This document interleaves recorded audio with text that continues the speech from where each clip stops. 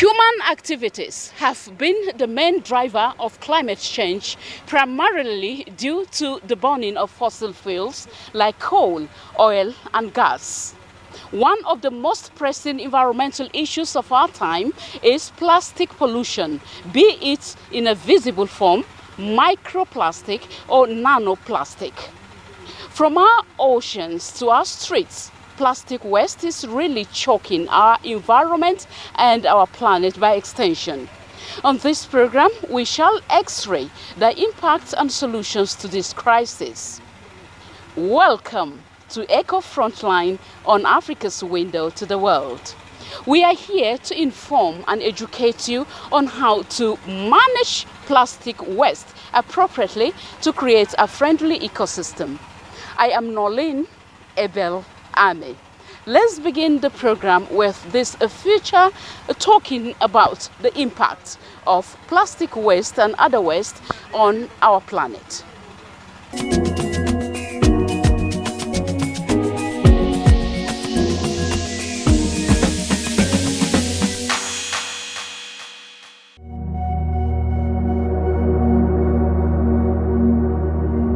Every year, the world produces over 400 million tons of plastic. What once revolutionized packaging, medicine, and manufacturing has now become one of our planet's most persistent pollutants. And the consequences are far more severe than we often realize. Plastic waste doesn't just decompose and disappear, but lingers for centuries, breaking down into microplastics, tiny fragments that now contaminate the air we breathe, the water we drink, and even the food we eat. Over 8 million tons of plastic end up in our oceans every year. Marine animals mistake it for food. Turtles eat plastic bags thinking they are jellyfish. Seabirds feed bottle caps to their chicks, and whales wash ashore with stomachs full of plastic debris. These aren't isolated events, they are symptoms of a broken system. Plastic pollution affects over 700 marine species, many of which are endangered. Coral reefs, vital to marine biodiversity, are being suffocated by plastic waste. As reefs die, so do the species and livelihoods that depend on them. On land, plastic clogs drainage systems, contributes to urban flooding, and contaminates soil and groundwater. In many developing countries, plastic is openly burned, releasing toxic chemicals like dioxins and furans into the atmosphere, chemicals linked to cancer and respiratory diseases. But the impact doesn't stop with wildfire or the environment, it comes back to us.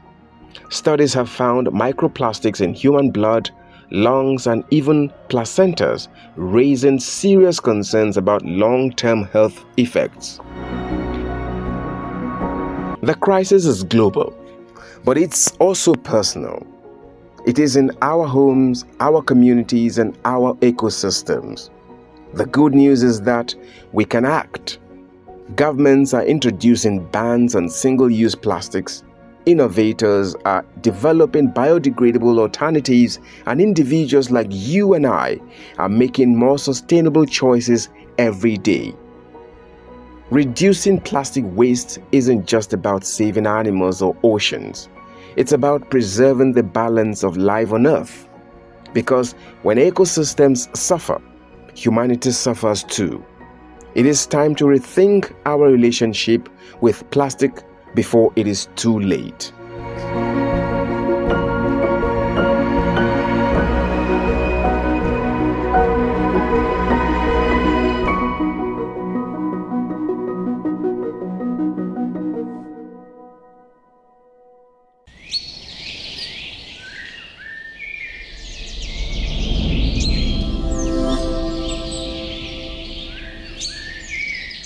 An area where I would like to speak is the kind of waste and the type of solutions that I believe that majority of the stakeholders have converged on severally.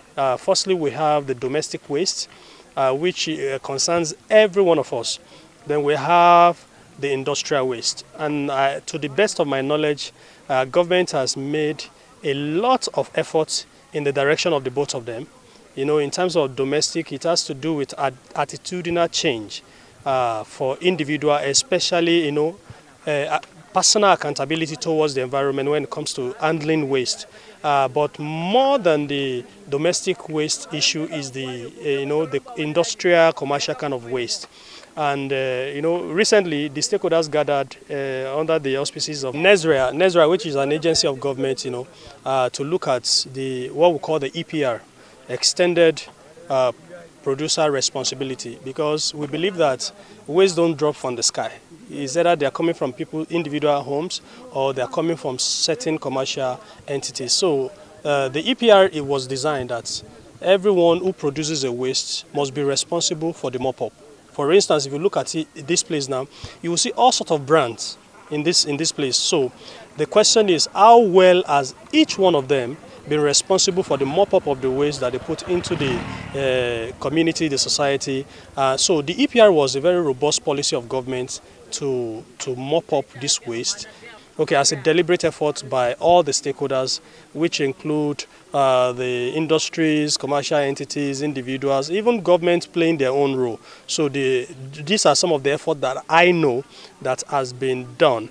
The question anyone will ask presently is that, is it all bad news? No, I will say no. You see, the issue of waste, sometimes ago it was waste. Now we refer to them as resources. You can see a lot of people picking something out of the trash now. So now, if we can have some good news from the issue of waste, because can we stop waste? No, we cannot. As long as people exist, they have to handle one or two things, use materials and all that. Waste cannot stop. So we have to be creative in our approach to waste. So that brings us to the idea of recycling, repurposing and reusing. There are several R's in the environment balances that we use. Now, the most important of them is recycling, which is the principle behind what we call circular economy. Circular economy just talks about how can we allow the natural resources to rest and use what is already in circulation. That's the word circular. How to perpetuate a material in use for as long as possible, so that if we have ways that we can reconvert to a new material, why do we need to go into nature and cut it down again? Because most of the time we use nature without renewing it, and that's where all the ideas of the sustainability and renewable energy, renewable resource, renewable this is coming from. So there is a blessing on the one hand, and then the issue, because it requires resources, huge resources to manage waste. So if I'm to emphasize any aspect of this, because I know that the commercial entities are already by policy being regulated in terms of their waste and how they manage the recovery of the waste. If I'm to emphasize anything, I will emphasize domestic waste. Personal responsibility towards how we manage waste is very important. Secondly, how to handle waste is very important. In our homes, we don't separate waste. We just mix everything together, and then we dump it for people who are to work. I mean, we can change, because to the best of my knowledge, a lot of people don't know this, that they can make a lot of money just by handling their waste very well, separating their waste. For instance, we drink water in our homes. We have the bottled water, the PET. A lot of the time we just throw them out. But if you know how much it costs per kg to just sort your waste and then give it to people who buy it, every one of us can actually earn money. And I'm aware of several innovations in this area where people want, plastic for cash, all sort of ideas. Well, if you handle your waste very well, there are people who are willing to pay you for it, because at the end of the day, this waste, especially plastic, you can sell them. Other people use them, under the principle of circular economy. They still use them to produce other things. So if people can take up the responsibility, personal accountability towards the environment, you drink pure water inside your car, you throw it out of the window. That is bad. It's a terrible attitude, because right inside your parlor, you cannot do that. You can't do that inside your living room. So why should you do it to the environment, knowing that every mess you throw out of your window, somebody has to be responsible to pick it up? It's like, okay, it's like you don't care. So we are calling people to a higher sense of responsibility, environmental accountability, that when you use anything inside your home, just like our municipal waste, when you go to the toilet, you don't throw it through your window. You know how to do it. You create a sock-away system. You clean it up. That is what we are saying to every individual also, that please, this waste matter, and the environment is our own. If you mess it up, it's for all of us. If you make it green, it is for all of us. So those are the things that I would like to mention at this moment.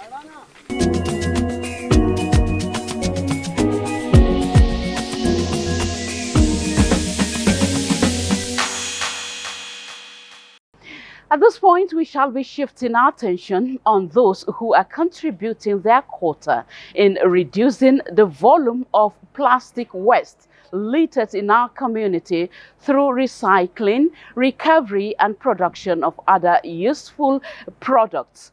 Let's now connect with Rita Idehai, who is the founder and CEO EcoBata Company. And she will be taking us through the process of waste collection and of course production of waste materials into other materials. Rita, you are welcome to Eco Frontline. Now, when plastic waste arrives your company, what are the main stages it goes through? All right. So when the plastic waste arrive here, again, there are different types of plastic waste, but let's focus on PET waste because they are the ones that are that you see everywhere. So when they get here, the first thing that we do is sort them. So when you sort based on color. The clear and the blue ones, the ones that are green, brown, just different colors. Then we also remove. Still part of the sorting process is to remove the labels and to remove the caps, because the caps are a different plastic material from the body, right? So we sort all of this waste material, and then once we're done sorting, we load them onto a machine that we call the baling machine, that compresses them basically into very heavy high density cubes that we then transport to manufacturing companies who make them into finished products. What types of waste do you primarily process here, and are there any materials you don't accept? We deal with recyclable waste, different types of recyclable waste, plastics, paper, cartons, metals mostly. What is your daily or weekly, monthly processing capacity from different materials? I think on the average, we do about 20 tons, which is 20,000, kilograms, and that should be maybe about 1 million plastic bottles in equivalent. What are the primary environmental benefits of your operations from your perspective? I think the first thing that we help and on the environment side is reducing things like flooding. So in urban communities, for example, yes, the rivers overflow and that causes flooding, but blocked drainages is another reason why we have flooding happening in urban areas. And by ensuring that waste materials like plastics, like cans, that would ordinarily block the drainages, by ensuring that we collect them for productive use and they don't go into the drainages, we reduce flooding happening in our society. We also reduce disease outbreaks. So for example, again, if waste materials clog drainages or gutters, mosquitoes and even other disease carriers build up in those in those environments. But we ensure that our drainages are clean, our gutters are clean, our streets are clean. So we limit the breeding space available for diseases and for things like mosquitoes, and so that also helps with health-wise. So yes, those are the two major environmental benefits of recycling and the work we do. In what ways do your activities contribute to a circular economy? Yeah, so the biggest part or the foundation of circular economy is efficient waste recovery, because the circular economy is basically an economy where at the end of life, a material is put back into productive use again. And a material cannot be put back into productive use if it's not effectively collected from the first use, right? So we stand at that intersection doing the very necessary work of ensuring that waste is collected at the end of life, at the end of its initial life, and pull back into the economy. And when we talk about economy, we also make sure that aside from just doing recycling for the environmental impact, for everybody that participates, so that includes the households that are generating the waste, the businesses generating the waste, they get value back. So we have a point system that allows us to, so if you give us say a kilogram of plastic bottles, you get 100 naira, 200 naira in return. If you give us cans, you get up to even 800 naira in return, those kind of things. So people, we've created an economy where waste is not actually waste, but it is wealth, it is a resource for a new market. What role do you see government policies or public awareness playing in the future of waste recycling in Nigeria and in Africa by extension?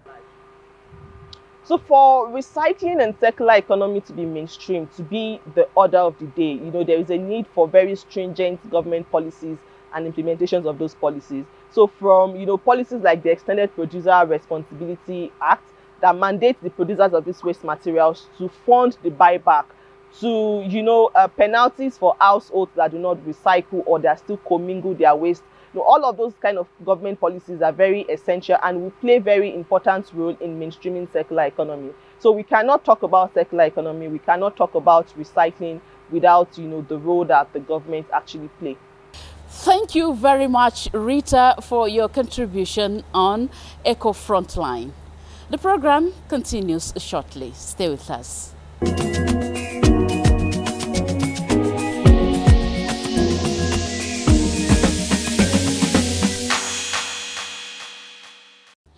Nigeria has enacted policies to address environmental pollution. However, implementation and enforcement remain significant challenges. Now, to speak on this, I am joined by Representative Sir Sam Onoibo, sponsor of Nigeria's Climate Change Act. Honorable Onoibo, thank you for taking the time to speak on legislative action with us on Eco Frontline. Thank you very much indeed.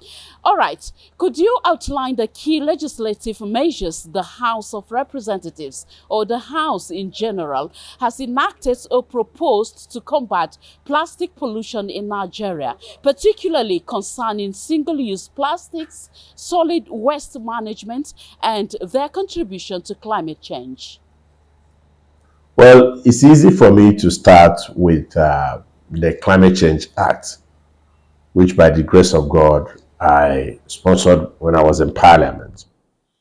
And that act actually is targeted towards mainstreaming climate change actions into national development priorities. In this case, Section 1 of the Act provides for us to have a sustainable growth, green and inclusive growth over, for the rest of the years.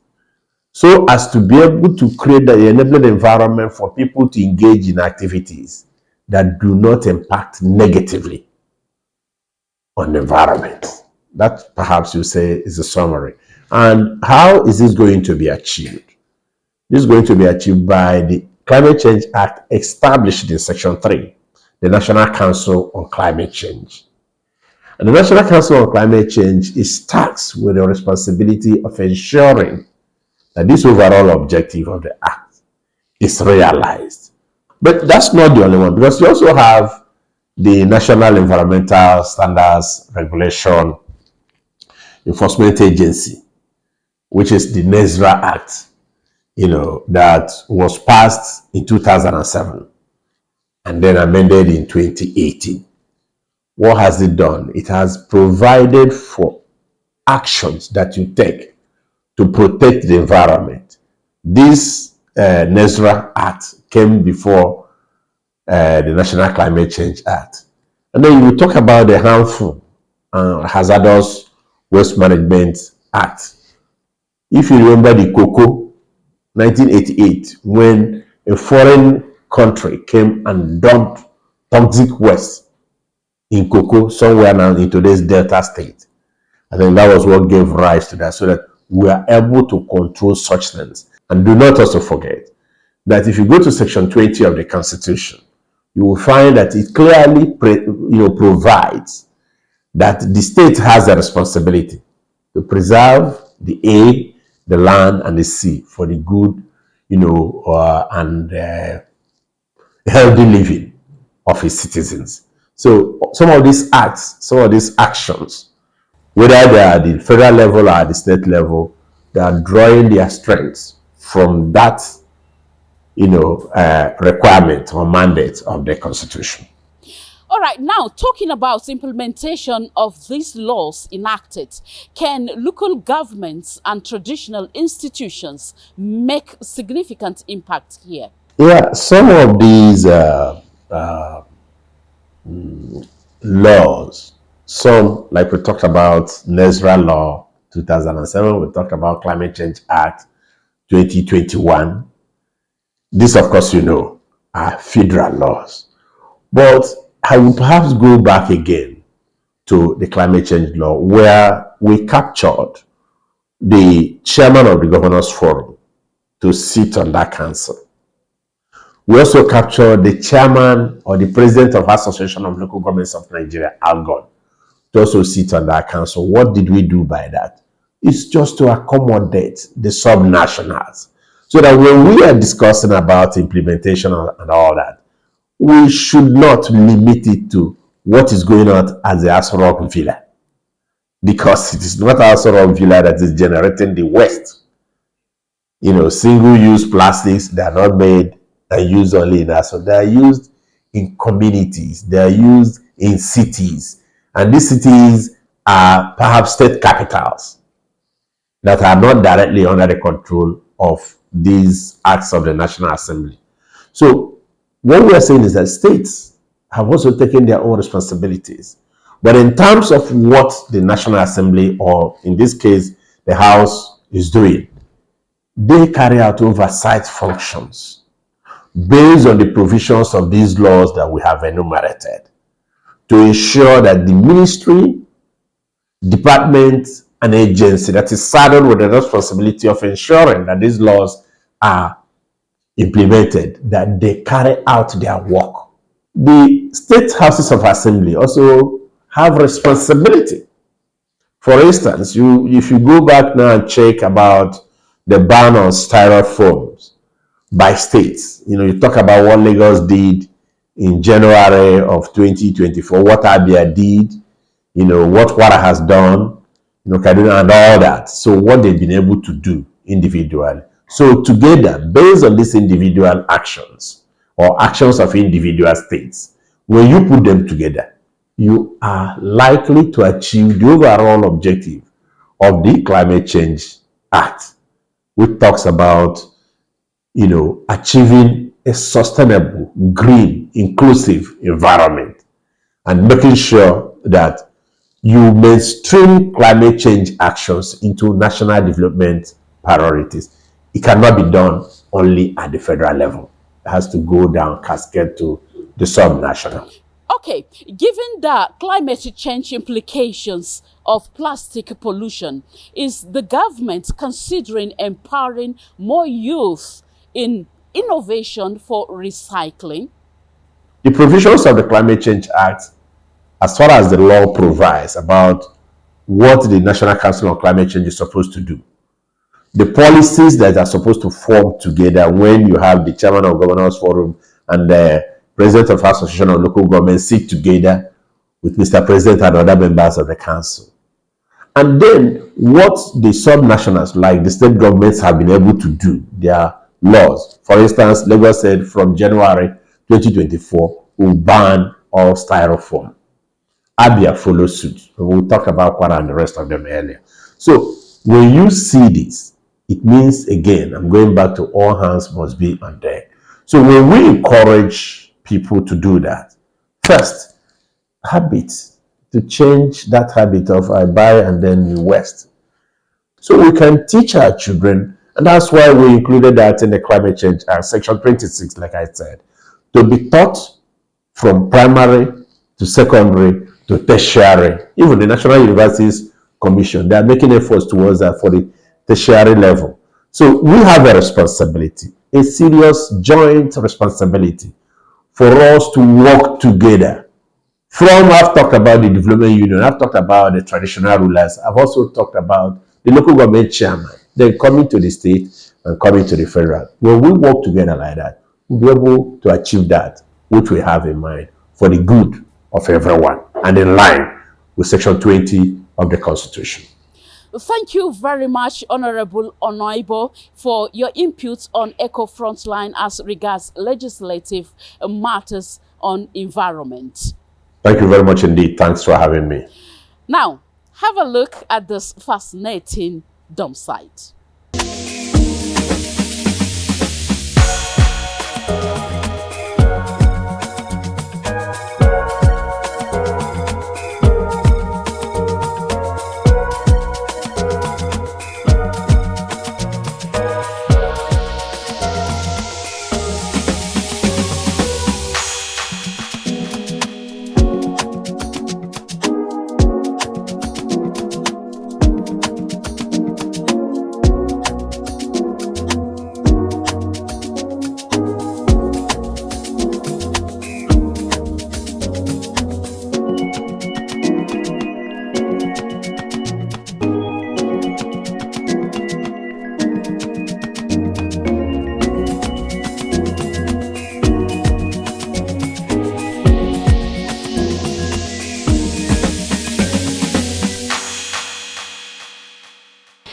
We call it a day on Eco Frontline today, talking about plastic pollution in our environment.